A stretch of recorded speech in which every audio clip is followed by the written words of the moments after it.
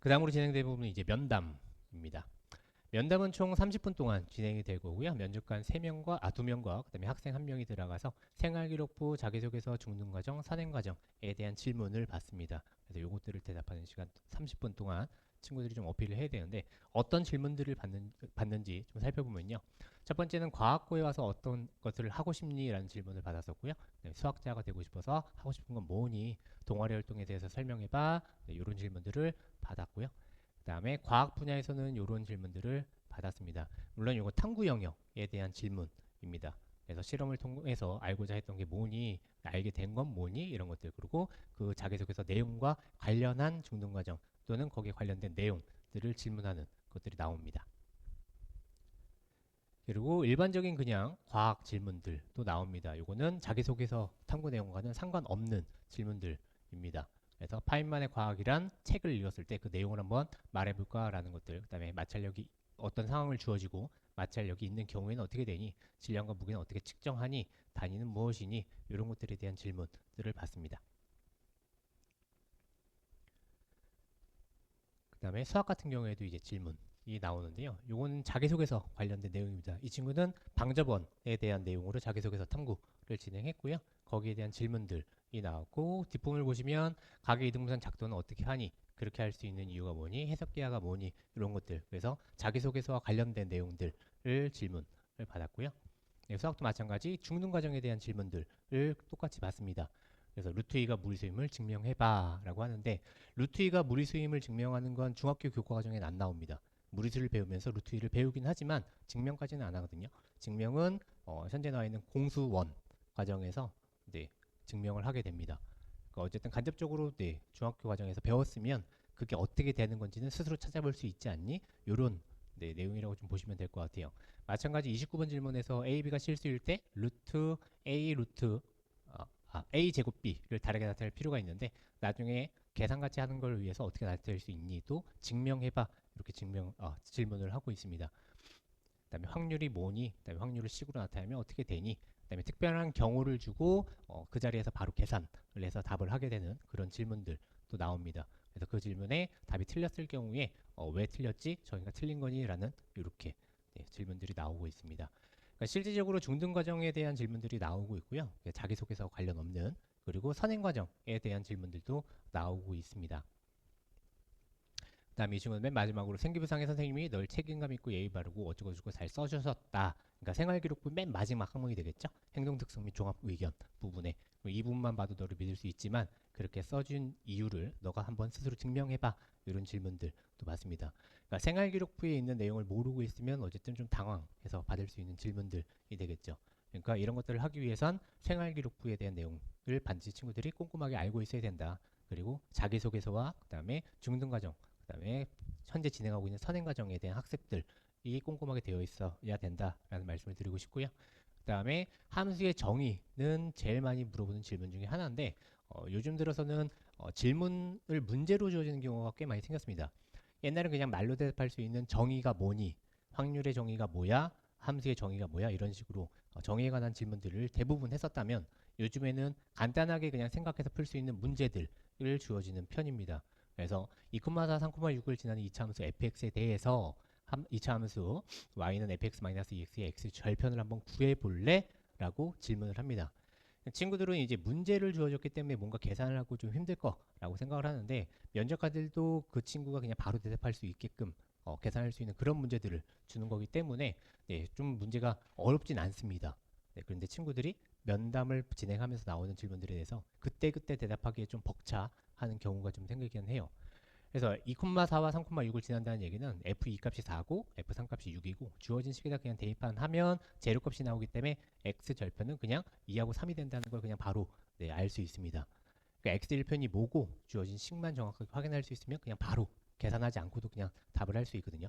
근데 실제적으로 친구들에게 그 자리에서 바로 질문을 하면 네, 답이 튀어나지 않는 경우가 상당수 됩니다.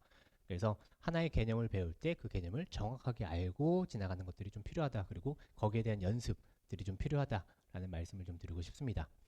세 번째는 이제 면접 부분이 될 겁니다. 면접 부분은 네, 준비 시간이 30분 동안 주어집니다. 그래서 30분 동안 문제를 풀고 문항수는 4문항 정도 문제가 됩니다. 네, 큰 문항으로 네 문항이 되겠고요. 네, 문항마다 좀 딸린 문제로 추가가 돼서 나옵니다. 요거는 네, 24학년도 세종과 한성의 기출문제입니다. 그러니까 시간상으로는 좀 빠듯한 문제들입니다. 실제적으로 선생님들도 뭐 풀이 과정을 꼼꼼하게 적으면서 풀면 네, 30분이 꽉 차는 그런 시간 동안 풀 수 있는 문제. 그러니까 친구들 같은 경우에는 그래서 시간이 좀 부족하다라는 얘기가 뭐 매년 나오고 있어요. 네, 근데 문항수를 줄이지는 뭐 않고 있습니다. 어쨌든 학교에서도 학생들 좀 판별해야 될 것 같으니까요. 네, 그래서 문항 자체는 크게 어렵지는 않습니다. 그래서 25학년도 그러니까 지금 이제 1학년에 들어가는 친구들의 문제를 한번 보여드리도록 할게요. 이건 아직 학교에서 공개가 안 됐기 때문에 이제 작년에 말에 시험 본 친구들이 갔다 와서 이런 문제가 나왔어요라는 걸 대상으로 해서 복귀한 문제입니다. 똑같이 창의 문제로 네 문항이 출제가 됐고 딸린 문제로 두 문항씩 이렇게 속해져 있었다라고 보시면 될 것 같아요. 그래서 한 문항씩 좀 보여드리도록 할게요. 이게 수학 창의사고 1번 문제였습니다. 창의사고 1번에 수학 문제가 나왔는데 종이접기에 대한 내용이 나왔어요. 요거는 주어진 거고요. 이 상황 안에서 주어진 각도를 구해봐라 라는 문제. 그래서 각도를 구하는 문제는 크게 어렵지 않게 친구들이 해결했을 것 같고요. 그리고 나서 정삼각형의 세 변 중 하나를 골라서 3단계에서 그걸 만들어라 라는 종이접기 작도 문제가 출제가 되었습니다. 답을 구하면 여기가 30도가 되겠고 실제 그림에서 내가 필요한 각도는 15도입니다. 그러니까 절반을 접으면 된다라는 걸 이제 찾아내면 되거든요. 선분 하나를 선택했을 때 여기서 15도를 어떻게 만들 수 있는지, 이변을 선택하면 또 어떻게 만들 수 있는지 그런 것들을 고민해서 답하면 되는 문제로 중위에서의 작도와 중위에서의 합동이 개념으로 쓰인 문제라고 좀 말씀을 드리고 싶고요. 그 다음에 요거는 이제 인성 문제로 딸려 나왔던 문제입니다. 그 다음에 이제 과학 문제가 출제되는데요. 과학 요리 대회라는 지문이 하나 주어지고서 그 안에서 인덕션이 고장났다, 그 다음에 소금과 후추가 섞였다 이런 문제가 지문에 쭉 나와 있습니다. 그래서 문제로는 인덕션을 그러면 고치려면 어떻게 하면 되겠는지 라는 문제가 출제됐고요. 그 다음에 소금과 후추를 분리하려면 어떻게 실험을 할 수 있는지 라는 질문이 나왔습니다. 그래서 이것도 중2의 전기와 자기, 그 다음에 중2의 혼합물 분리 단어에서 출제가 됐다라고 좀 생각을 하시면 될 것 같아요. 근데 전기와 자기를 배웠다고 해서 회로도를 직접 만들 수 있는 건 아니라 그러니까 그 단원들을 이용해서 실생활에서 어떻게 적용을 할 수 있는지 마찬가지 혼합물의 분리를 배웠다고 해서 방법을 바로 세울 수 있는 건 아니니까 그 내용을 배울 때 그죠 각각의 뭐 실험이라든가 아니면 뭐 실험 설계라든가 이런 것들을 해보는 활동들이 좀 필요할 것 같습니다. 그다음에 창의사 3번 같은 경우에는 안개 제거 장치가 나왔고요. 그다음에 솔방울 이 제시문으로 주어지고 첫 번째 문제는 아까 안개 제거를 할 때 포화 수증기랑 곡선이 이렇게 되는데 A 위치에 있던 게 원래 상태는 뭐였겠니? 라는 질문이 나왔고요. 그다음에 솔방울은 습한 데와 그다음에 건조할 때 입이 벌어지고 오므라지고 이런 걸 가지고 천연 습도 조절기를 만들려고 한다. 생체 모방 습도 조절기를 만들려고 한다. 그때 고려해야 될 게 뭔지 그리고 그 이유를 설명하시오라고 되어 있습니다. 그래서 중1의 물질 상태 변화, 그다음에 중3의 기권과 날씨 내용이 좀 들어가 있다라고 보시면 될 것 같습니다. 솔방울 문제는 인터넷을 보면 좀 많이 나와 있긴 합니다. 근데 학교 교과서나 이런데 직접적으로 솔방울을 언급하고 있지는 않기 때문에 어쨌든 학교에서 배우는 내용들을 좀 확장하거나 실생활에서 찾아보는 그런 활동들도 좀 필요하다라는 말씀을 좀 드리고 싶습니다. 그리고 창의사고 4번 문제는 수학 문제가 나왔고요. 단원은 중3의 통계 단원이 나왔습니다. 그러니까 올해 같은 경우에 그러니까 25학년도 입시 문제 같은 경우에는 수학 문제 기준으로는 난이도가 매우 낮아졌습니다. 작년까지는 상당히 좀 난이도가 있었거든요. 그 전에 물론 더 있었고요. 그런데 올해 같은 경우에 올해 1학년 이 실험 같은 경우에는 내신 문제에 거의 근접할 정도로 좀 많이 쉬워진 경향성이 있습니다. 3학년 통계 과정은 친구들이 좀 등한시하는 과목 중에 하나거든요. 3학년 2학기에 나오는 첫 번째 단원입니다. 이 친구들이 시험을 보는 11월 말 경우에는 배운 지 한 2달 정도 된 단원이긴 한데 내용 자체가 크게 어렵지 않기 때문에 친구들도 그냥 대충 보고 넘어가는 단원 중에 하나입니다. 거기서 이제 출제가 됐었고 여기서 좀 재밌는 게 요 채빈값이라고 하는 게 학교에서도 그렇게 막 자세하게 가르쳐주지 않고 그냥 자료들이 많을 때 가장 빈도수가 많이 나오는 값을 채빈값이라고 한다. 이렇게만 하고 넘어갑니다.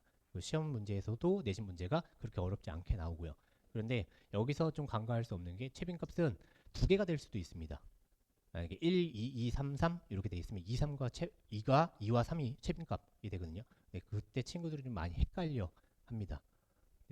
그래서 채빈값이 하나인지 두 개인지 두 개가 될 수 있는지 이런 것들을 좀 정확하게 배우지 않으면 답을 구하는데 좀 문제가 있었다라는 점을 말씀드리고 싶습니다. 난이도 자체는 좀 평이했다라는 말씀을 좀 드리고 싶고요. 답변 시간은 총 7분 동안 이런 것들을 좀 해결합니다.